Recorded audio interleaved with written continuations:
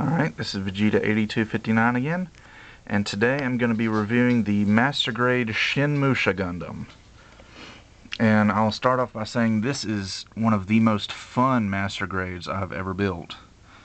This thing is a whole lot of fun. Alright, he's got some of the best box art I've ever seen on a Gundam kit. I mean, look at that. That's amazing. So, let's get into it. As you can see, he barely fits on the video screen. Let's see, since I'm going to take his accessories off and go over those first. I have painted this kit, obviously. I want him to look more like the I want him to look the same way he looks in the PlayStation 3 version, where he's all scraped up and beat up and kind of battle damaged looking. So he comes molded in a very bright red, almost like Char's red, but I molded him in a darker red, almost a burgundy, and then just went in with, you know, white and kind of a dark iron for the joints and the hands, and then just gold spray paint. So pretty simple. It was really easy to paint too, because I didn't have to mask anything. All I had to do was just lay out the parts and paint them, and they were done. Except for the weapons, they required a little bit more. But onto those weapons. It comes with a very, very nice looking katana here. It's all molded in the colors it's supposed to be. He's got chrome blade, gold for this part, and then red for the handle.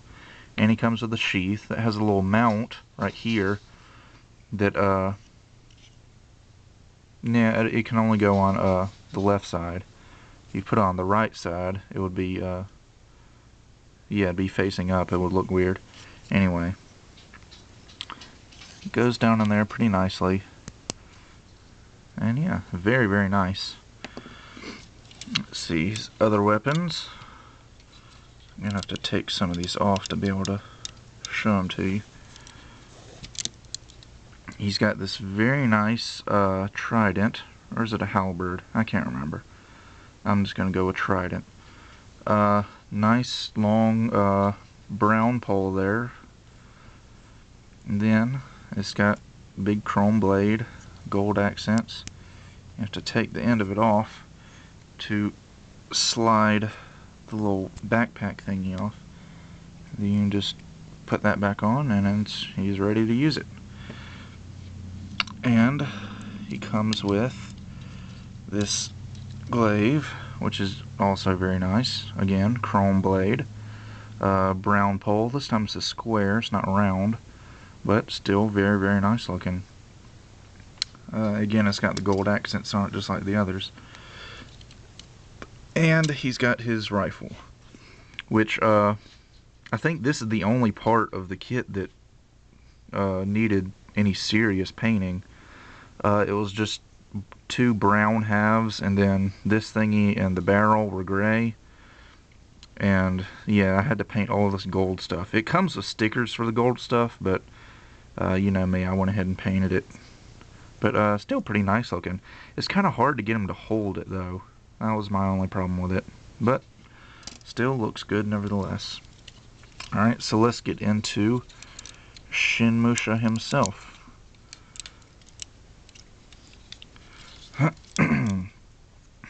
It's a very, very detailed master grade with lots and lots of pieces.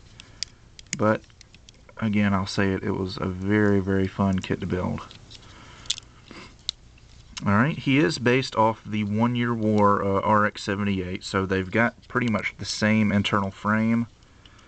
And pretty much just the outside armor is different.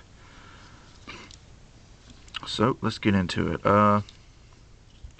His head, I'm going to show you his head first before I go over articulation. His head is very, very nice looking. He's got this samurai helmet thing going on. I had to paint the gold on the front part of the helmet, and I had to paint these little red and gold stripes on the head there. But other than that, it was pretty much molded in the colors it needed to be. Very, very, very nice looking.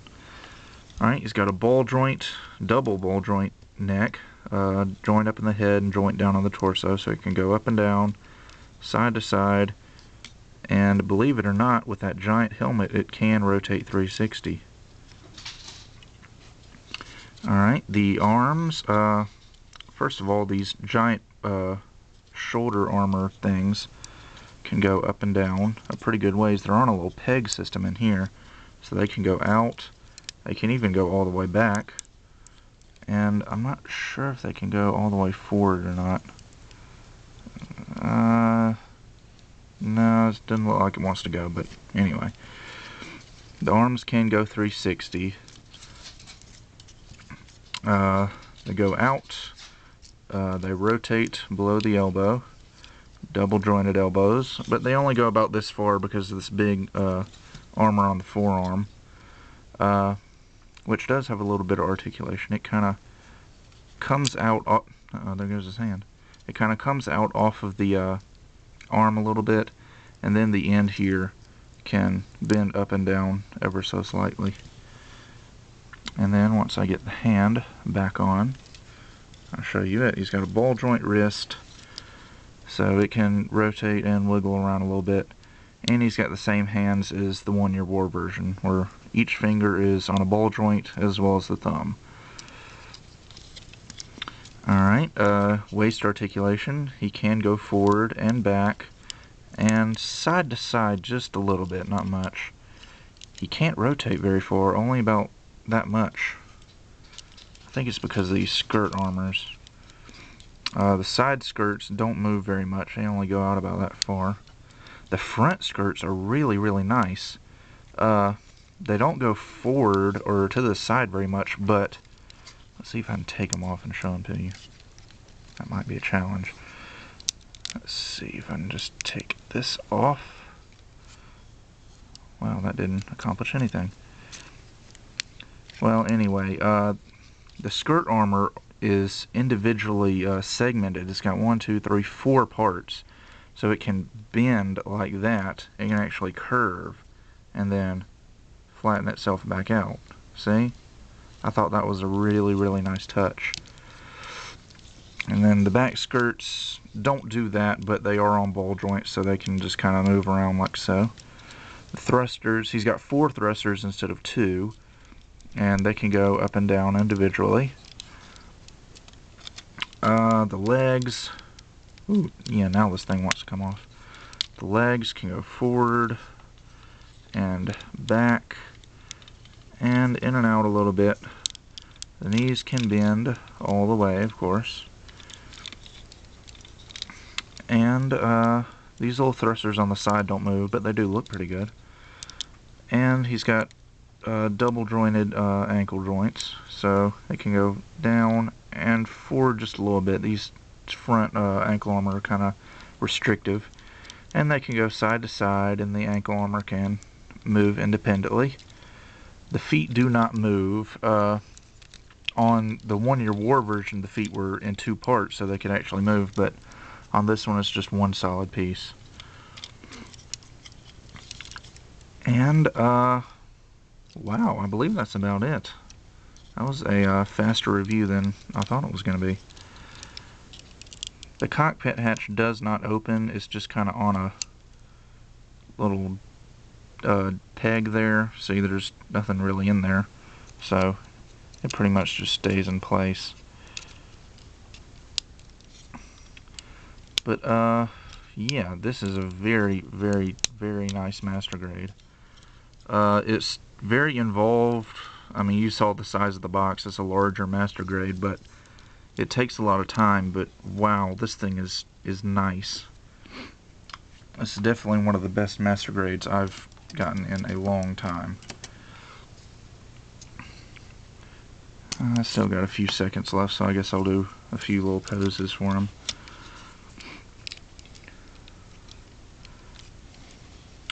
It kind of makes me wish that they would do more stuff like this in scale models. Because, I mean, you know, they have all those Musha Gundams on the SD Gundam line. But I think this is the only one that Bandai's translated into a actual scale mobile suit. And I wish they would do that even more. Some of those Musha Gundams look pretty cool. Like this is when the Shin Musha here is obviously based off RX-78. And I mean, wouldn't it be cool if they did a master grade Musha Zeta Gundam or a Mark II or an Alex? I mean, I think that'd be incredible. So with that, I'll end this review and see you guys next time.